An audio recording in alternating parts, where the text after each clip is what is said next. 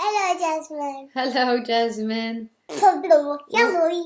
Right, we're on page 199. Hello. You two upstairs. Go and play. Go. The Weasley twin. As she's really belting along up there. Freddie, go. Goodbye. A neat pass to Alicia Spinnet, a good friend of Oliver Wood's last year, only a reserve. Wait. And she's really belting along up there. A neat pass to Alicia Spinnet, a good find of Oliver Wood's last year, only a reserve. Back to Johnson and... No, Slytherin have taken the quaffle. Slytherin, Captain Marcus Flint, gains the quaffle and off he goes. Flint flying like an eagle up there. He's going to...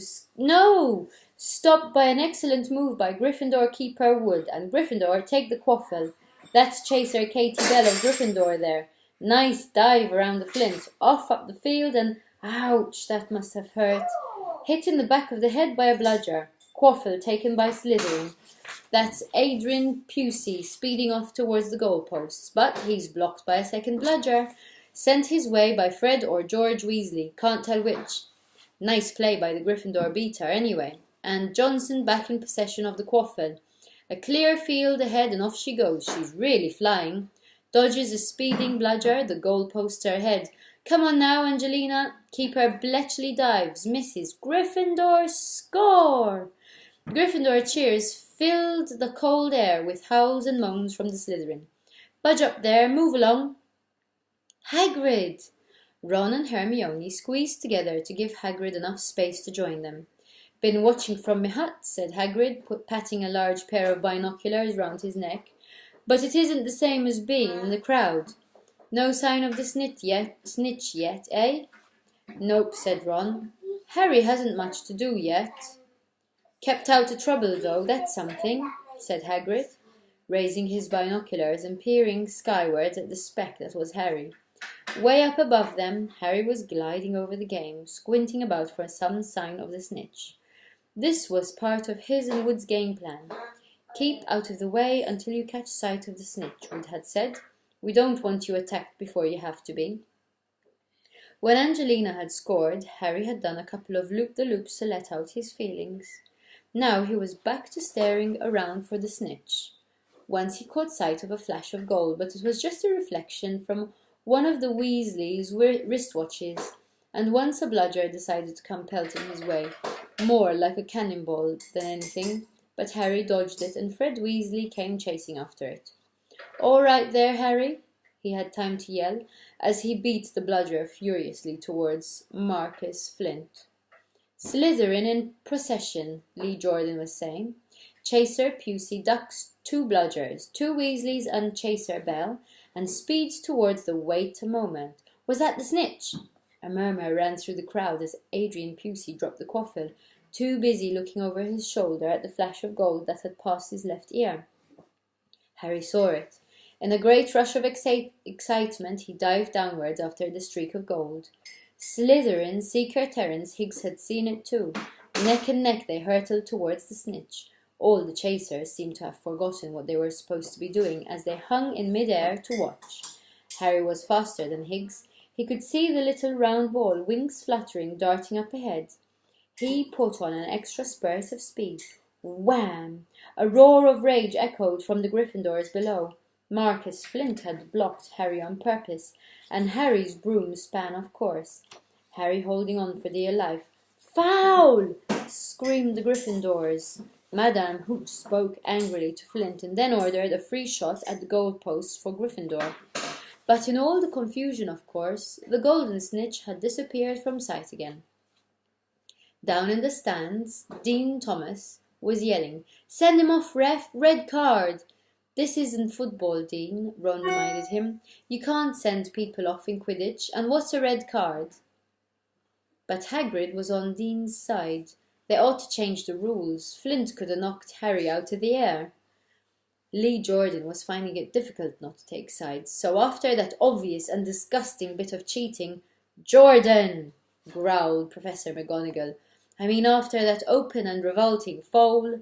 Jordan, I'm warning you." All right. Flint nearly killed the Gryffindor seeker, which could happen to anyone, I'm sure. So a penalty to the Gryffindor taken by Spinnet, who puts it away, no trouble. And we continue to play. Gryffindor still in possession. It was as Harry dodged another bludger, which went spinning dangerously past his head, that it happened. His broom gave a sudden, frightened lurch. For a split second he thought he was going to fall. He gripped the broom tightly with both his hands and knees. He'd never felt anything like that. It happened again.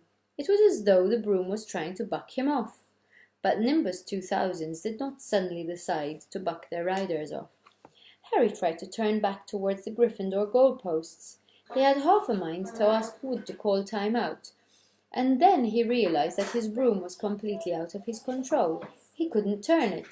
He couldn't direct it at all. It was zigzagging through the air, and every now and then making violent swishing movements which almost unseated him. Lee was still commentating. Slytherin in possession. Flint with the quaffle, pass his Spinnet, pass his Bell, hit hard in the face by a bludger. Hope it broke his nose. Only joking, Professor. Slytherin score. Oh no! The Slytherins were cheering. No one seemed to have noticed that Harry's broom was behaving strangely. It was carrying him slowly higher away from the game, jerking and twitching as it went. "Dunno what Harry thinks he's doing," Hagrid mumbled. He stared through his binoculars. "If I didn't know any better, I'd say he'd lost control of his broom, but he can't have." Suddenly, people were pointing up at Harry all over the stands. His broom had started to roll over and over, with him only just managing to hold on. Then the whole crowd gasped. Harry's broom had given a wild jerk, and Harry swung off it. He was now dangling from it, holding on with only one hand. "Did something happen to it when Flint blocked him?" Seamus whispered. "Can't have," Hagrid said, his voice shaking. "Can't nothing interfere with a broomstick except powerful dark magic. No kid could do that to a Nimbus 2000. At these words, Hermione seized Hagrid's binoculars, but instead of looking up at Harry, she started looking frantically at the crowd. "What are you doing?" moaned Ron, grey-faced. "I knew it," Hermione gasped. "Snape, look!" He grabbed the binoculars. Snape was in the middle of the stands opposite them. He had his eyes fixed on Harry and was muttering non-stop under his breath. "He's doing something, jinxing the broom," said Hermione. "What should we do?" "Leave it to me." Before Ron could say another word, Hermione had disappeared. Ron turned the binoculars back on Harry. His broom was vibrating so hard, it was almost impossible for him to hang on much longer. The whole crowd were on their feet watching, terrified, as the Weasleys flew up to try and pull Harry to safely onto one of their brooms. But it was no good. Every time they got near him, the broom would jump higher still. They dropped lower and circled beneath him, obviously hoping to catch him if he fell. Marcus Flint seized the quaffle and scored 5 times without anyone noticing. "Come on, Hermione," Ron muttered desperately. Hermione had fought her way across to the stand where Snape stood and was now racing along the row behind him. She didn't even stop to say sorry as she knocked Professor Quirrell headfirst into the row in front.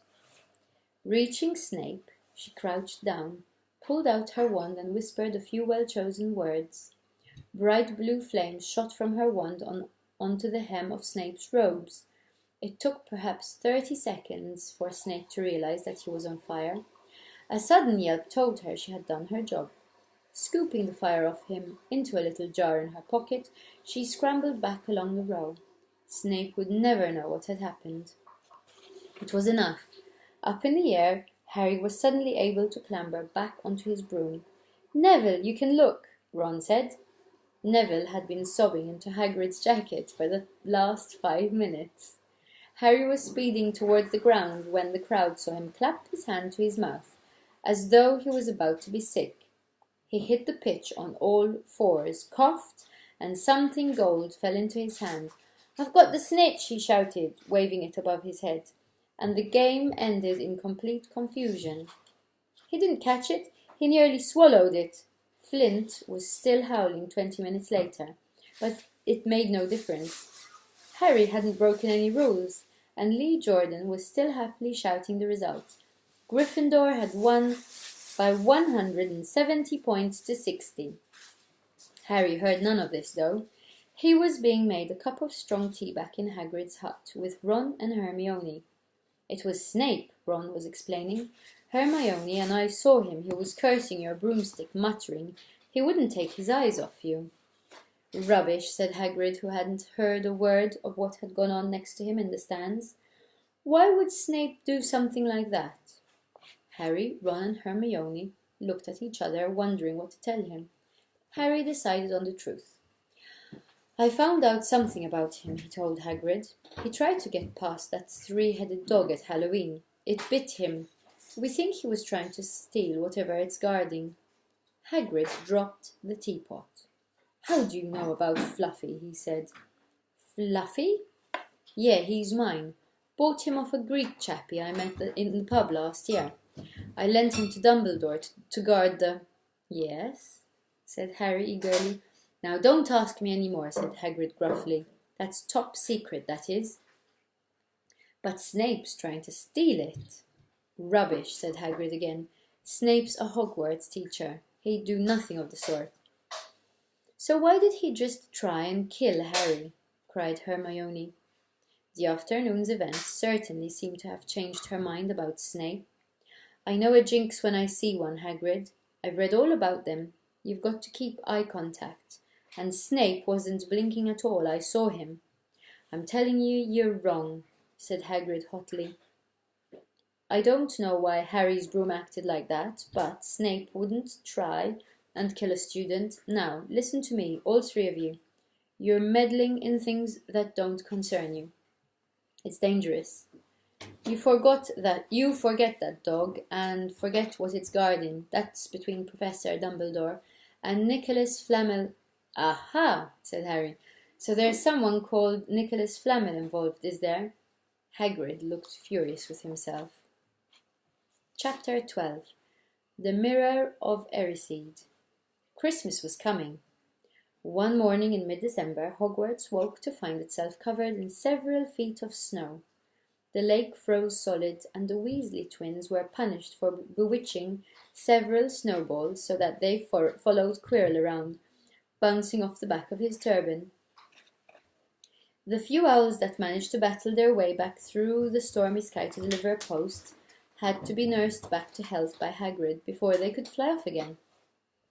No one could wait for the holidays to start. While the Gryffindor common room and the Great Hall had roaring fires, the draughty corridors had become icy, and a bitter wind rattled the windows in the classrooms.